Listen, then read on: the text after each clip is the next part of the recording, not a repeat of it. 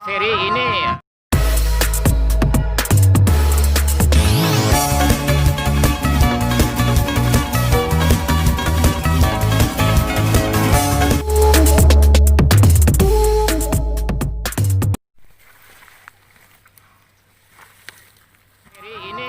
saya datang ke sini kalau ada demo masalah komodo di NTT ini, bagaimana ceritanya nih?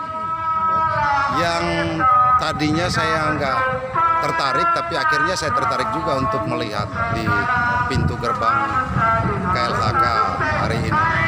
Ada mahasiswa yang atasnamakan komunitas mahasiswa NTT. Saya jadinya ketawa karena narasi-narasi orasi yang mereka sampaikan agak berbeda dengan fakta-fakta yang terjadi di lapangan.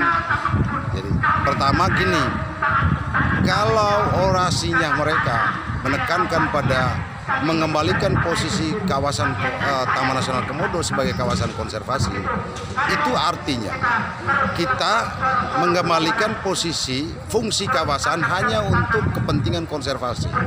Padahal de facto bahwa Taman Nasional Komodo ini ada, komodonya ada dan ekosistemnya ada, juga manusianya. Jadi tidak bisa dipisahkan antara komodo dengan manusia yang ada, sudah turun-temurun ada di dalam kawasan Taman Nasional Komodo. Dan bagaimana negara mengatur posisi masyarakatnya, kepentingan-kepentingan masyarakatnya. Kalau dulu konservasi untuk konservasi, jadi nilai ekonominya tidak diperhatikan. Sekarang paradigma filosofinya sudah berbeda, konservasi untuk ekonomi. Maka dibuatlah pengaturan pemanfaatan ruang dalam kawasan Taman Nasional Komodo, sehingga dibentuk yang namanya zonasi.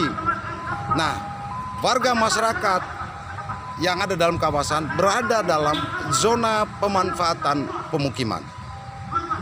Kemudian kehidupan ekonomi sekarang ini lebih tren lagi kalau tersebut destinasi pariwisata di Kabupaten Manggarai Barat itu berada di zona pemanfaatan. Jadi snorkeling, kegiatan aktivitas pariwisata itu diatur dalam zonasi. Nah, bayangkan kalau kawasan itu dikembalikan lagi kepada fungsi kawasan yang sesungguhnya, maka tidak ada aktivitas. Tidak ada aktivitas lain selain aktivitas pariwisata, aktivitas konservasi. Yaitu yang tidak diperbolehkan ya pasti. Pertama adalah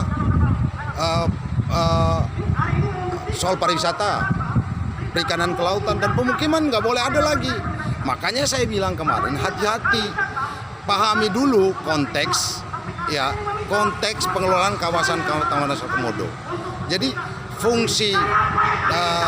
fungsi pemanfaatan, asas pemanfaatannya ya itu berkorelasi dengan asas perlindungan terhadap kawasan Taman Nasional Komodo dan ekosistemnya. Nah, sehingga ada sinergik antara kepentingan manusia dan kepentingan kebebasan satwa dan ekosistem dalam seluruh kawasan Taman Nasional Komodo. Dan perlu kita ketahui bahwa luas areal zonasi pemanfaatan itu untuk kepentingan sarana pariwisata hanya 0,4% dari total luas kawasan 173.000 hektar luasnya. Itu hanya 0,4%. Jadi saya pikir kita semua, ya terutama para mahasiswa yang ada di kota Jabodetabek, untuk tidak terprovokasi oleh isu-isu yang berkembang saat ini berkaitan dengan bagaimana kebijakan Menteri KLHK, Ibu Menteri dan seluruh jajarannya membuat sebuah kebijakan asas pemanfaatan di zona pemanfaatan, sekali lagi di zona pemanfaatan, melalui kajian-kajian yang komprehensif dan kajian-kajian ilmiah demi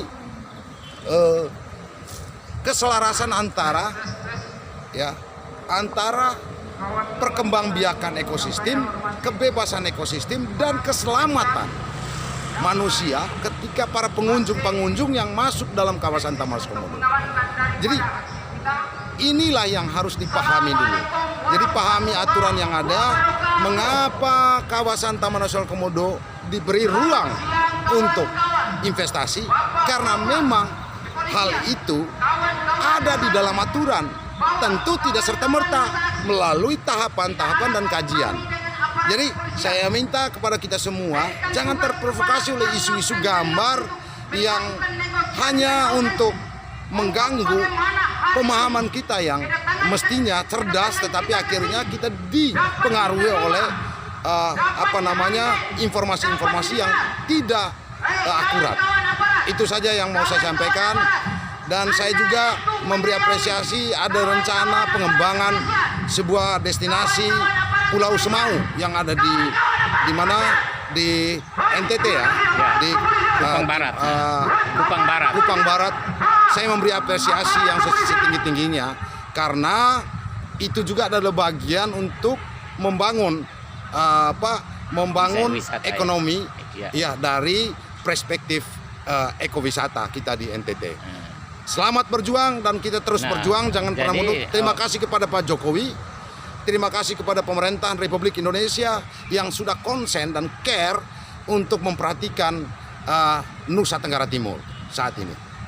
Oke. Terima kasih Pak.